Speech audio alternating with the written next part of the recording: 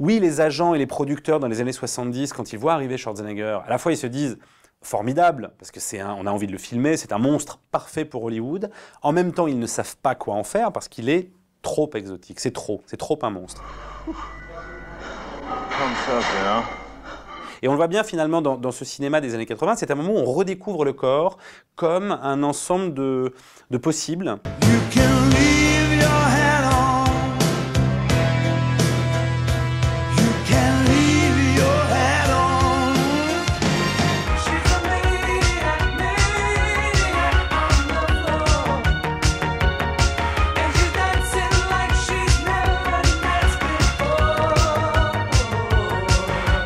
Plein de gens me disent aujourd'hui, d'ailleurs, un article qui est apparu sur le livre finit là-dessus, sur l'idée que Schwarzenegger était le chaînon manquant entre Reagan et Trump.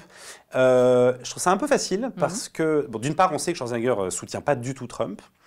Il n'a pas soutenu George Bush aussi, George Bush Jr. Il a été embarrassé à un moment, parce qu'à la fois par fidélité, il était un peu obligé, et en même temps, voilà. Alors donc d'une part parce qu'il est assez modéré, évidemment qu'il y a un ferment en commun quand même, enfin en populiste, en commun entre Schwarzenegger et Trump, c'est indéniable.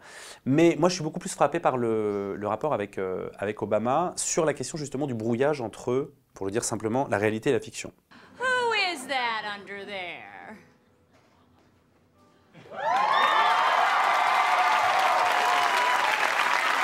Et moi surtout ça m'a frappé, à la fin de l'été, il y a un film qui est sorti, qui est à la fois pas grand-chose, pas un très bon film, mais c'est très intéressant. Un film qui est sorti fin août, qui s'appelait First Date, et qui est un film qui raconte en fait la naissance de la romance entre Barack et Michelle Obama. Ce film sort alors que Barack Obama n'a pas terminé son deuxième mandat. J'étais un peu stupéfait quand même que personne n'en parle.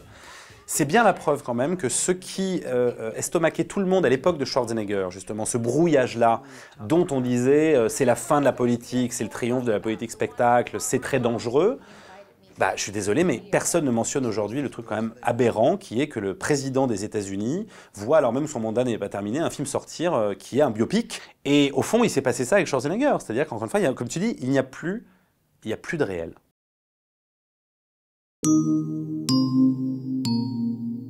Thank you.